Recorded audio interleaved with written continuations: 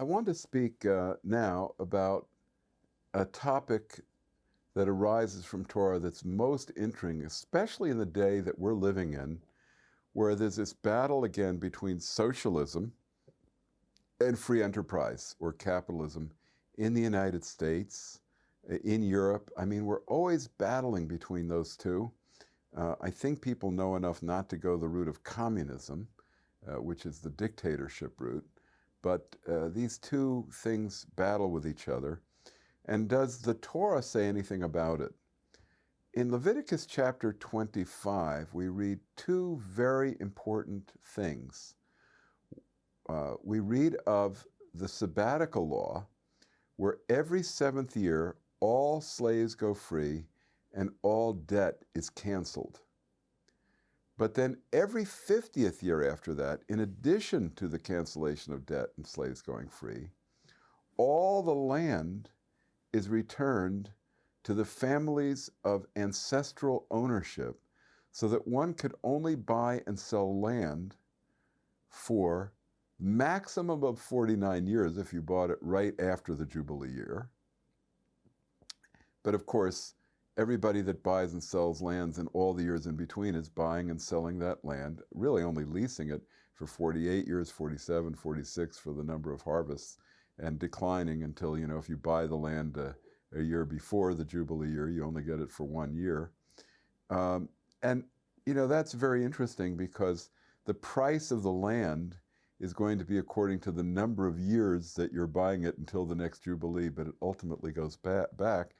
So you have this massive redistribution of wealth, and you have the cancellation of debt every 7 years. Now, that cancellation of debt every 7 years actually was the inspiration for the laws in the United States. I don't know about European countries, but the law in the United States of filing bankruptcy, you can do that every 7 years. And it's based on Leviticus chapter 25. Isn't it amazing? Even in secular law, we have this applicability of the Mosaic law, as I was talking about.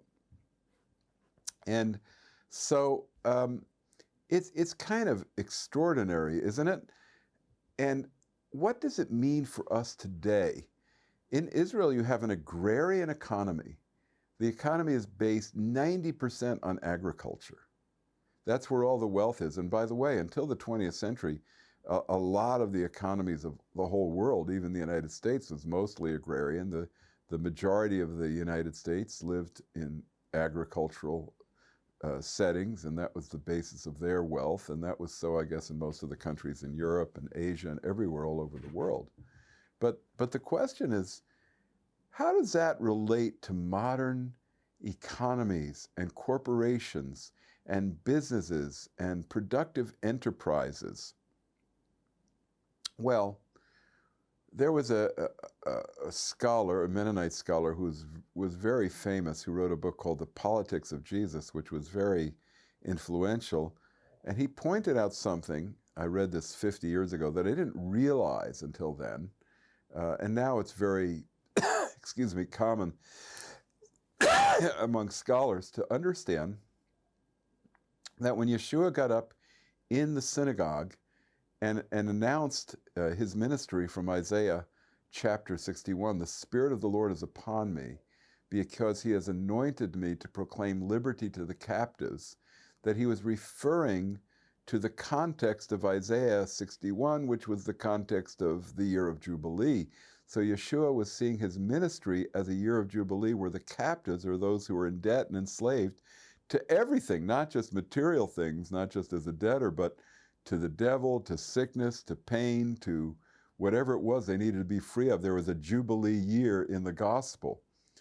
But applying this in more of an economic way, we have to understand that the Torah is not oriented toward socialism in the sense that people could not buy and sell things and get rich, and some people were not rich.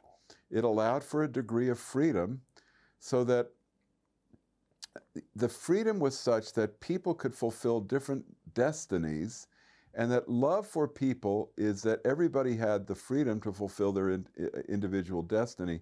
and that there was provision for everybody in terms of food, clothing, shelter. That was a Torah norm. But beyond that, people had freedom to get wealthier through trade, through their land, through whatever they did. But there was a limit. And the limit was a person could not stay in debt. They were going to get a new start every 7 years. And the second thing was the Torah sought to preclude a concentration of wealth in the hands of a few people who would then be able to pass down that wealth intergenerationally. So you would create a wealth class and a poor class and classes in between. So the Torah breaks down that class wealth structure, which we know as so dominant from Russia and the serfs to European countries in the Middle Ages to England to America even, in terms of this concentration of wealth intergenerationally. So there has to be a redistribution. If the land returns to its ancestral families of no cost, every 50 years there's a reset in the system of wealth and people get a new start.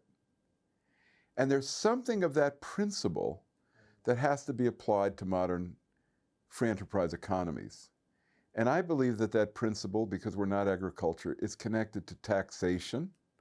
Maybe it's also connected to inheritance taxes, wealth transfer taxes, periodically that are taken to provide new starts for people in education, job training, and in being able to start businesses. You have to apply this in a non-agricultural way. So you begin to think of the principles in Torah to help you be guided in terms of what love and justice is, because love seeks the good of the other. You're compassionately identified with them and you seek their good guided by law, but you care about it, and you create an order of justice which produces the greatest potential of destiny fulfillment for all people. I personally believe that's not in socialism, which will be deadening and destroy destiny fulfillment for many. But it has to be in a regulated kind of free enterprise that really does give opportunity. There has to be a year of Jubilee principle worked into it. And so I talk about this in my social justice book. I didn't announce at the beginning that I'm Dan Juster of Restoration from Zion, of Tikkun Global.